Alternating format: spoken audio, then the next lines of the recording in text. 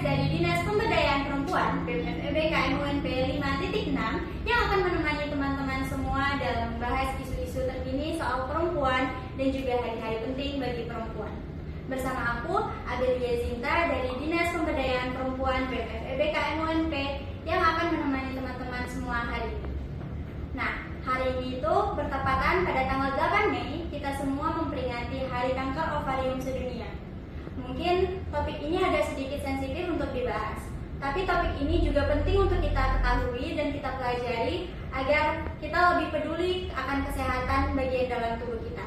Nah, penetapan Hari Kanker Ovarium pada tanggal 8 Mei ini pertama kali digagas oleh kelompok pimpinan advokasi kanker ovarium seluruh dunia pada tahun 2013 silam. Nah, peringatan ini dibuat sebagai bentuk untuk menyuarakan solidaritas dalam perjuangan melawan kanker ovarium pada seluruh perempuan di dunia. Nah, jika kita berbicara tentang kanker ovarium itu bisa dikenal juga sebagai the disease of theory atau yang sering kita sebut sebagai the silent killer. Oleh karena itu, Supercast hadir untuk mengedukasi dan memberi ruang bagi kita semua untuk bercerita. Nah, teman-teman, hari ini aku nggak sendiri nih. Aku happy banget karena saat ini sudah hadir di studio.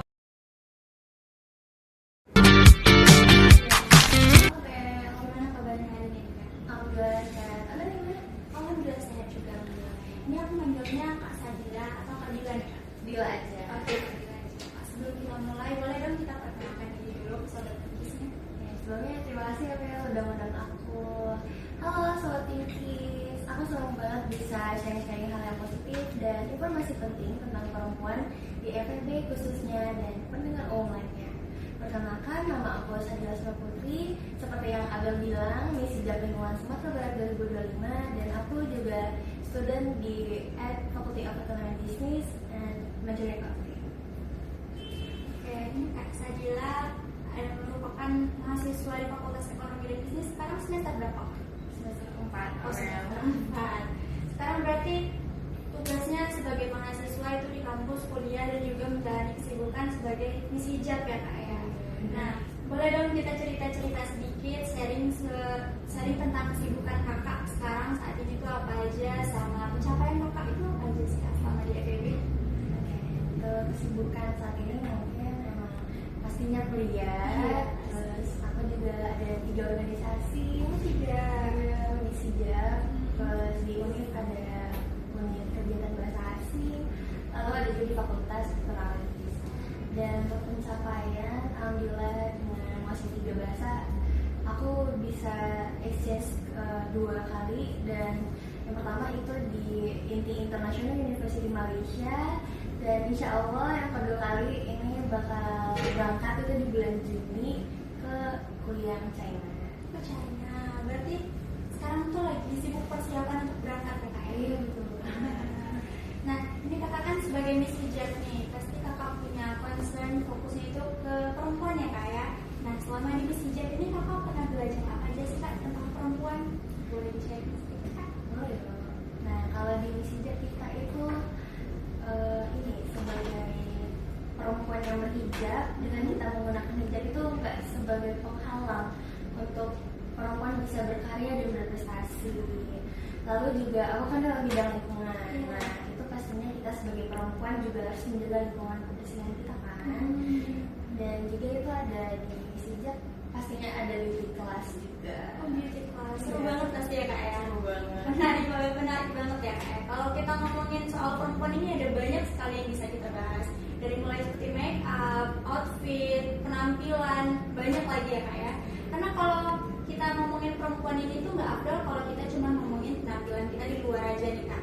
Karena ada satu topik yang jarang sekali dibicarakan oleh kalangan anak muda sekarang, yaitu tentang kesehatan diri kita yang di dalam. Karena di tengah kesibukan nih kayak kakak sekarang kan sibuk banget. Nah, itu pasti kita juga dituntut untuk selalu tampil cantik sebagai perempuan. Jadi kita seringkali terfokus tuh keluar aja. Jadi dalam itu seringkali kita abaikan, benar kan Kak? Iya benar banget. Nah, jadi Kak, aku izin menjelaskan sedikit tentang topik kita hari ini. Jadi hari ini tuh kita membahas tentang kanker ovarium, itu tentang penyakit yang menyerang reproduksi pada perempuan. Nah, tapi aku ingin nanya nih, dari pendapat Kak Sadila, karena penyakit ini tuh kan kan terjadinya pada perempuan nih. Nah, apakah yang harus paham penyakit ini atau tentang hal ini itu hanya perempuan aja atau laki-laki juga harus paham mengenai hal ini? Kayak menurut aku ya, kayak menurut aku tuh laki-laki harus paham juga tentang ini karena laki-laki itu punya keluarga dan juga kedepannya bakal akan berumah tangga. Iya, benar. Jadi kalau misalnya ada salah satu dari keluarga kita yang terdiagnosis kanker ovarium, nah jadi kita juga sedikit edukasi tentang kanker ovarium itu.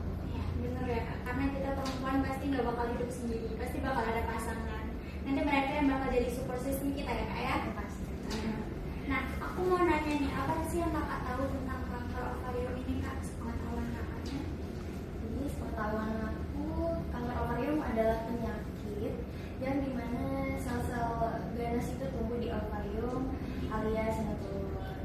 Dan ovarium itu sendiri adalah organ reproduksi perempuan yang sangat vital dan menghasilkan sel telur dan juga hormon esteroid dan progesteron. Nah, sobat Inkis pasti udah sering dengar kan tentang kanker payudara. Nah, itu juga nggak kalah bahaya sama kanker payudara. Malah ini sering dibilang silent killer. Silent killer ya Kak nyebutnya. Kalau boleh tahu, ini kenapa sih Kak bisa disebut sebagai silent killer? Apa penyebabnya sampai disebut kayak pembunuh diam-diam ya Kak ya? Nah, Bisa dong Kak dijelasin sedikit? itu karena kanker ovarium ini sering tidak terdeteksi sejak dini dan gejalanya samar dan even ini mirip sama masalah pencernaan. Nah, jadi itu biasanya kan seperti kembung, iya sakit perut, gitu kan, nyari perut, terus juga gampang kekenyangan. Nah, jadi sebagai perempuan itu menganggap itu adalah masalah pencernaan biasa. Akibatnya saat didiagnosis sebagian besar perempuan itu udah pada sering lanjut. Nah, jadi inilah kita butuh banget deteksi sejak dini dan edukasi seperti ini di lingkungan kampus prosesnya. Berarti memang agak sulit dideteksi ya Kak ya untuk kanker ini tuh. Dan kayaknya juga aku lihat ini agak beda dari kanker rahim pada umumnya. Kayak kanker serviks itu kan gejalanya pendarahan ya Kak ya. Terus ada kanker rahim yang itu gejalanya itu pendarahan pada wanita yang sudah di masa menopause ya Kak. Tapi justru kalau ovarium ini sebaliknya, dia malah diem-diem gitu ya Kak ya. Terus tiba-tiba menjadi penyakit yang sangat mematikan. Aku kalau tadi ngebahas tentang kanker ovarium, kanker rahim nih. Nah, aku ada cerita tapi bukan ovarium, tapi di endometrium. Nah, itu yang ngalamin keluarga aku sendiri, itu mama aku saat ini sedang mengalami kanker endometrium. Dia sama-sama di rahim juga. Kalau boleh aku bisa cerita.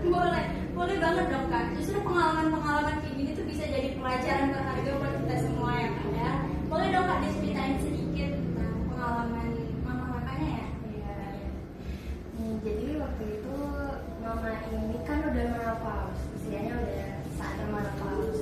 Nah, setahun setelah itu tiba-tiba menstruasi mama datang lagi. Nah, selama 4 bulan, tapi itu nggak teratur. Nah, lalu tuh mama ke dokter, konsul ke dokter, dicek, ternyata itu ada tumbuh daging di rahim mama, kayak ada daging, iya, daging tumbuh itu. Jadi itu awalnya dibunuh cuma dari tubuh aja. Terus itu kenapa bisa ketahuan kalau itu tuh jadinya cancer gitu Pak? Nah, kan ketahuan daging tumbuh kan. Nah, itu abis itu dikorek. Iya, dikorek untuk mengangkat daging itu kan. Nah, lalu setelah itu kan dilihat lagi hasil labornya. Nah, ternyata mama didiagnosis kanker endometrium itu di rahim stadium 2. Di stadium Iya. Jadi sebelumnya mama aku belum pernah dicek, jadi kita nggak tahu udah terdeteksi atau belum. Nah, kan baru diceknya karena setelah dilihat habis menopause kan, dan ada menstruasi tidak teratur, ternyata ketahuannya udah stadium 2. Jadi berarti pertama itu dikira gejala biasa gitu ya Kak ya, bukan sesuatu yang serius. Terus pas dicek tiba-tiba udah stadium 2 gitu kan. Nah,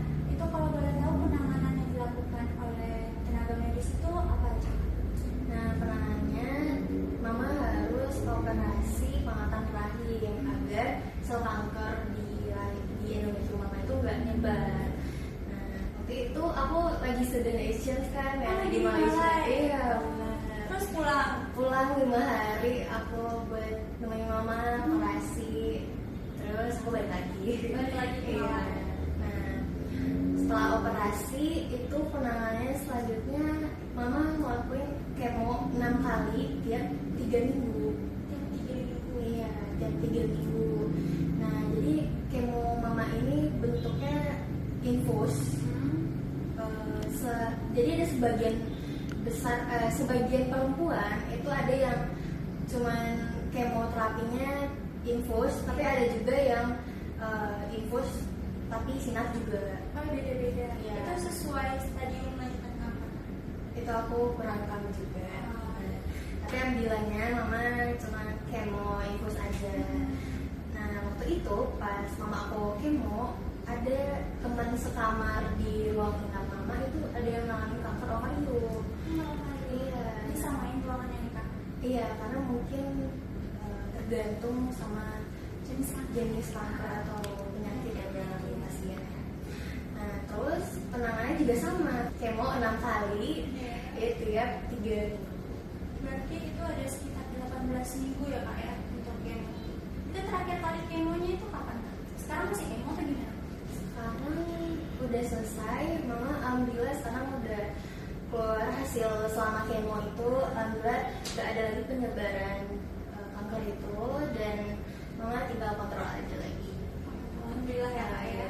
Nah tapi selama pas kemo itu ada nggak sih kak efek yang dirasain gitu atau yang kakak tahu apa aja gitu? Ya, kayak efek dari kemo mama kemarin itu ada setelah mama kemo, tiap mama habis kemo. Nah, untuk kemo yang kedua kali itu mama rambutnya udah rontok banget, udah dibotakin juga. Nah, terus yang efek-efek lainnya ada seperti kulit kering, terus lama-lama itu menguning, terus agak menghitam. Nah, tapi nanti bakal balik lagi. Sekarang gimana kak? Sekarang untuk efeknya masih ada, kata dokternya mungkin ada selama 3 bulan biasanya untuk efeknya mulai hilang.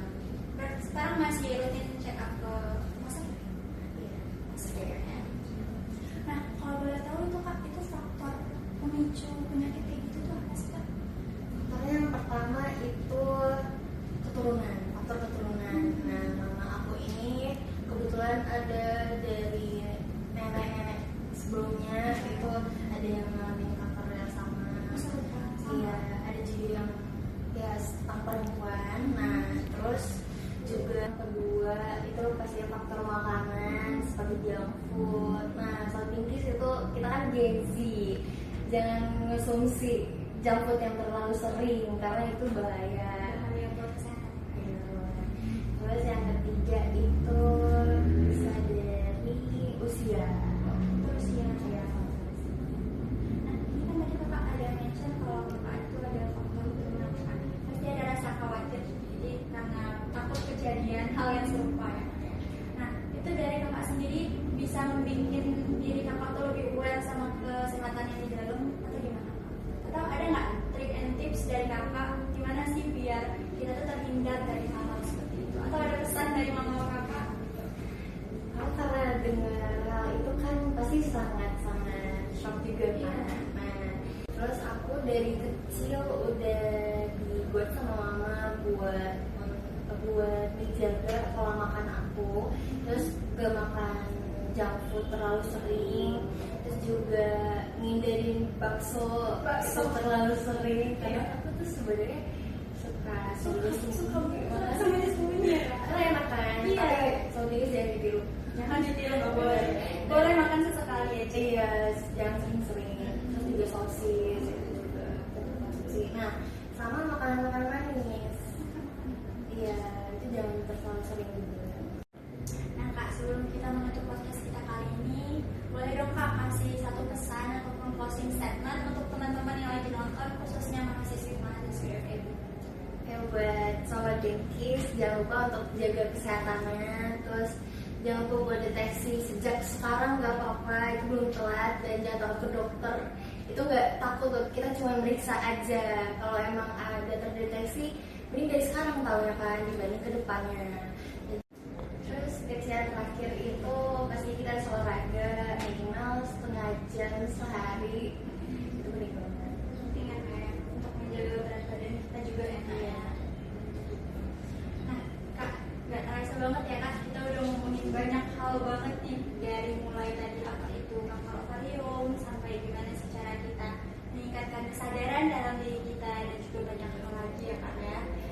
Sobat Pinkis, yang kita obrolin hari ini itu hanya berdasarkan pengalaman dan juga pengetahuan umum ya. Jika teman-teman memiliki gejala yang mencurigakan, teman-teman juga tetap disarankan untuk mendatangi tenaga medis terdekat. Dan pastinya semangat buat teman-teman yang mungkin sekarang lagi didiagnosis kanker ovarium. Kita positive thinking untuk hal tersebut. Terima kasih banyak ya Kak ya. Terima kasih untuk pengalaman, sharing juga dan juga insight hari ini yang luar biasa banget gitu ya Kak. Semoga hari ini yang kita omongin itu tuh bisa bermanfaat dan juga bisa meningkatkan self awareness kita sebagai perempuan untuk lebih menjaga kesehatan dari dalam kita aja. Amin. Terima kasih buat BMFB BKM UNP yang udah ngundang aku di podcast melalui Dinas Pemberdayaan Perempuan. Semoga kegiatan podcast seperti ini berkelanjutan untuk kedepannya. Terima kasih kembali Kak. Nah Sobat Pinkis, kita sudah sampai nih di penghujung acara podcast kita pada hari ini. Pesan untuk teman-teman semua adalah untuk tetap jaga kesehatan, tetap semangat, dan juga tetap terus kobarkan untuk perempuan Indonesia yang berdaya dan juga sehat. Oke Sobat Pinkis, jangan lupa untuk ikuti terus podcast dari Dinas Pemberdayaan Perempuan, Supercast di edisi-edisi selanjutnya. Aku Abelia Zinta, pamit undur diri. Wassalamualaikum warahmatullahi wabarakatuh.